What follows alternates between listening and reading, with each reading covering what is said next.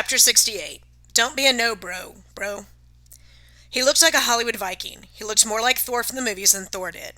Blonde hair fell to his shoulders. His tan face, blue eyes, hawkish nose, and stubbly beard would have worked equally well on the red carpet or the beaches of Malibu.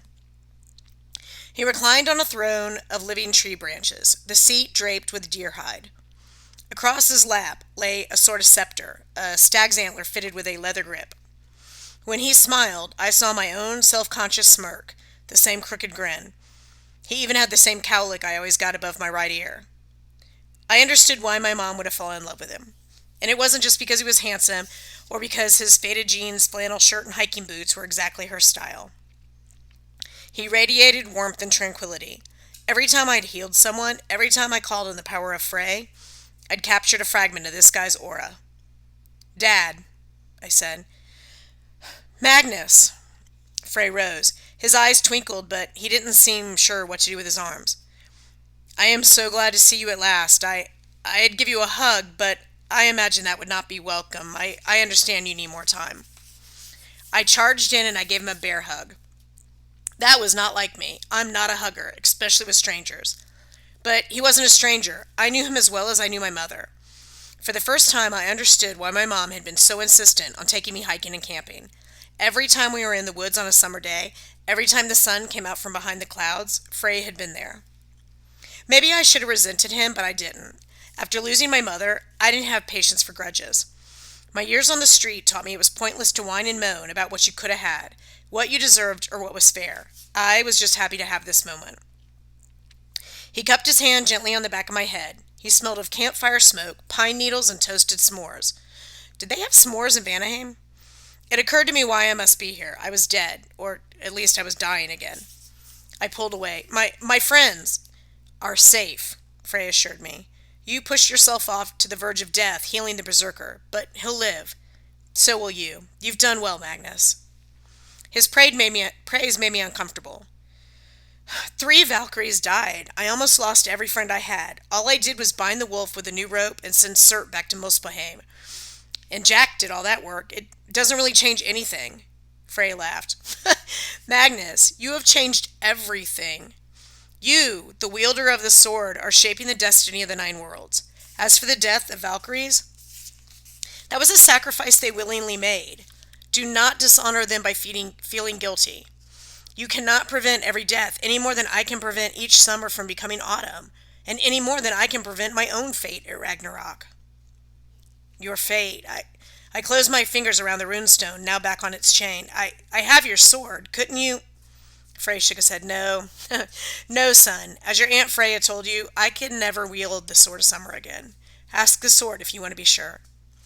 I pulled off the pennant. Jack sprang to life, spewing a tirade of insults I can't even repeat. "And another thing," he yelled, "giving me away so you could marry a giantess? Dude, what was that? Blades before babes, you know what I'm saying?" Frey smiled sadly. "Hello, old friend." "Oh, ha, we're friends again?" the sword demanded. Nah, we're done." Jack paused. "Your son's okay, though. I like him. As long as he's not planning to trade me for some giantess's hand in marriage." "Yeah, that's not on my to-do list," I promised. "All right, then we're cool. But as for this sorry father of yours, this traitorous no-bro..." I wheeled the sword back to pennant form. "No-bro?" Frey shrugged. "I made my choice long ago. I surrendered the blade for the sake of love." "But on Ragnarok, you'll die because you don't have it." He held up the deer antler. "I will fight with this." "An animal horn?" "Knowing your fate is one thing. Accepting it is another. I will do my duty. With this antler, I will slay many giants. Even Belai, one of their great generals. But you're right. It won't be enough to bring down Surt. And in the end, I will die." "How can you be so calm about it?" "Magnus, even gods can't last forever. I don't expend my energy trying to fight the change of the seasons. I focus on making sure the days I have and the season I oversee are as joyful, rich, and as plentiful as possible." He touched my face.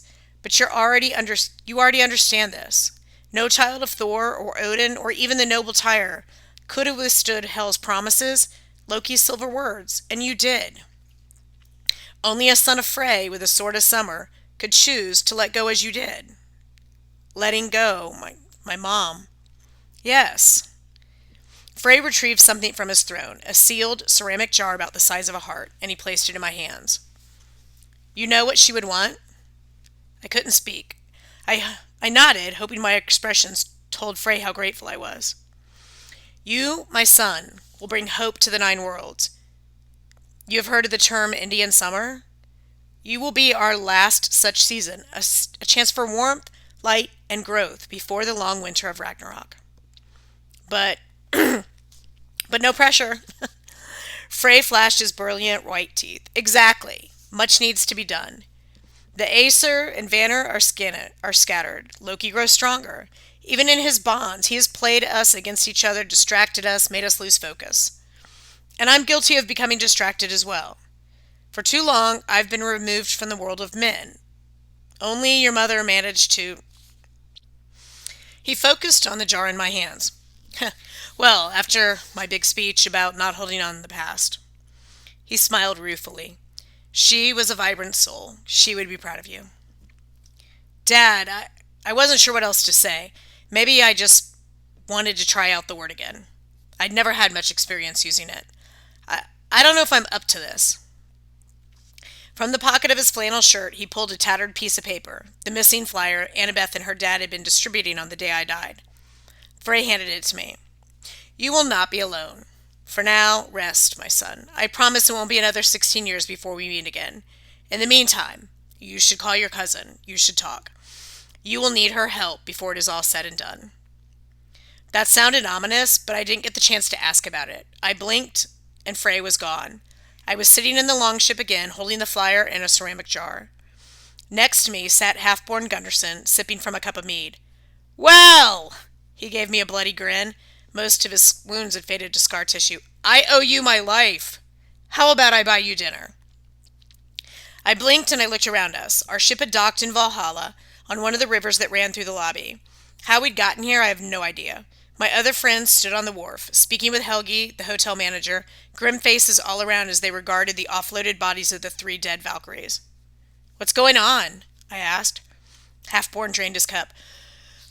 Well, we've been summoned to the feast hall to explain ourselves before the Thanes and the host of the Einherjar. I hope they let us eat before they kill us again. I'm starving.